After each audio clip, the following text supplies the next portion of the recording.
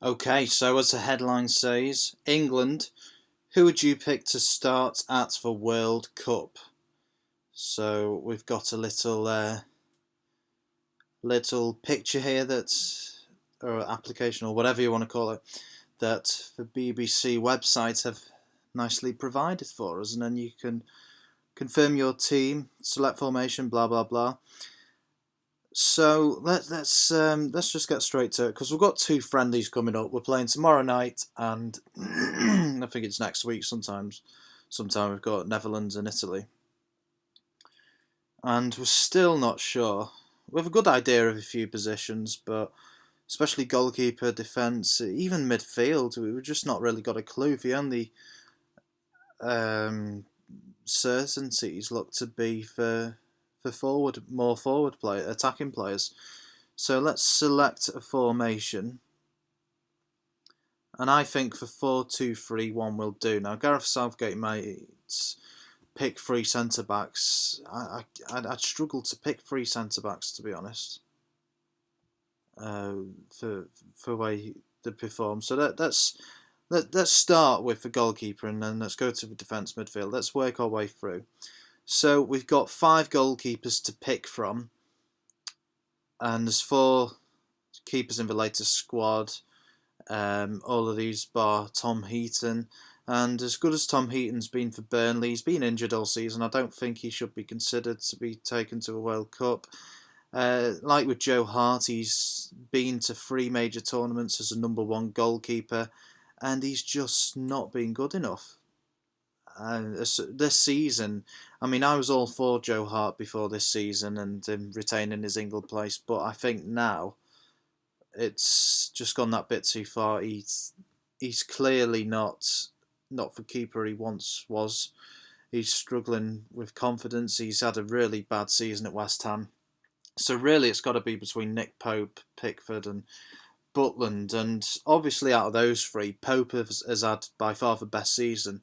However, he's got no experience whatsoever with England, and between the three of them, they've got very little experience. But this is Nick Pope's very first season in the top flight, and I just think it's come that little bit too early for him in this tournament. So that's why I would rule out Pope. So then you've got a straight choice between Butland and Pickford, and to be honest, you can make a case for either. They're on very similar levels. They've both made a couple of mistakes. Butland's that little bit more experienced, but I think Pickford's had the slightly better season. He's had a couple of seasons in the top flight. So you could make a case for either of them. Butland's made a few more mistakes recently, and a lot will go by how they perform in the friendlies, but I would personally give Jordan Pickford the nod. So we've got defence. So we've got right back here, and a lot of these are left backs and centre backs. Let's get to the right backs that we get to pick from. Kieran Trippier and Kyle Walker. Straight swap between those two. Could make a case for either, but I think Kyle Walker deserves a nod. He's got quite a bit of England experience now. He's had a decent season for Manchester City. He's been pretty consistent these past few years. So I think he's got to be for right back. Left back, I would go with Danny Rose or Ashley Young. Now, Danny Rose hasn't. He's actually not been playing as much recently, and he's been injured for a bit. So, and it would add quite a lot of experience to the back line if Ashley Young was there. So, I would personally give a nod to Ashley Young. So we've got Pickford, Walker, and Young, and I'm still not sure whether to have Pickford or Butland. Let's keep it with Pickford. So we've got two centre backs now, and I'm going through these, and the options are just pretty dire. And I don't understand. There's Tarkovsky. If Ben Mee was in the squad, I would put Ben Mee and James Tarkovsky. together. They're used to playing with each other, and you can put Nick Pope behind them. Those three have played together all season, and I think it would help England. But I don't know why Ben Mee's not being picked. But one guy I've got to put in there is Harry Maguire. I think he's been solid. He'll end up at a big club, a bigger club that than he's currently at. He's a really good, solid, old school defender. So for me, Harry Maguire has got to be there. Gary Cahill, he's had a very poor season. You can rule him out. Eric Dyer, he's more a midfielder. So I probably wouldn't have him there. Gomez, he's just not.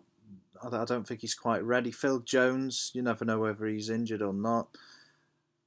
Michael Keane, he's had a poor season. Alfie Mawson, just no experience whatsoever. Danny Rose, he's a left back. Chris Smalling, he's had an indifferent season. And really, I think it's between Tarkowski and Stones, and just because of the more experience and he's more used to dealing with pressure, I'd put John Stones in there. In fact, it's really bothering me this. Let's get Butland in there instead of Pickford. Just because he's had a few more appearances for England. Like I say, it could change. So that is my back five. You've got Butland in goal, Walker and Young for fullbacks. But if Danny Rose between now and the end of the season really picks up his form, then I'd stick him in there for Young. And Maguire and Stones centre backs. So we've got another very difficult position now. Central midfield. Now Dele Alli, he's going to be further up, so I'm not going to pick him here. Not Ross Barkley. Possibly Eric Dyer. Danny Drinkwater, he's done okay for Chelsea. Henderson. Not Livermore or Loftus-Cheek. It's a really poor choice. Jack Wilshere. I'd probably keep him as a sub, to be honest.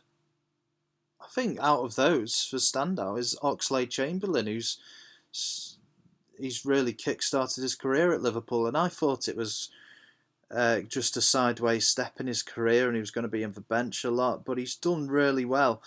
And for the pure fact that Oxlade-Chamberlain is in here, and I would say all the other central midfielders are on a very similar level, I would pick Jordan Henderson. Now he's received a lot of stick, but he's more used to playing with Chamberlain in the middle than everyone else in this squad. So, mind you, Wilshere, but Chamberlain was more a winger then.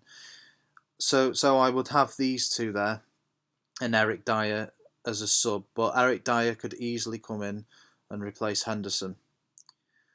And for me, the easiest four positions were these ones actually. So on the right,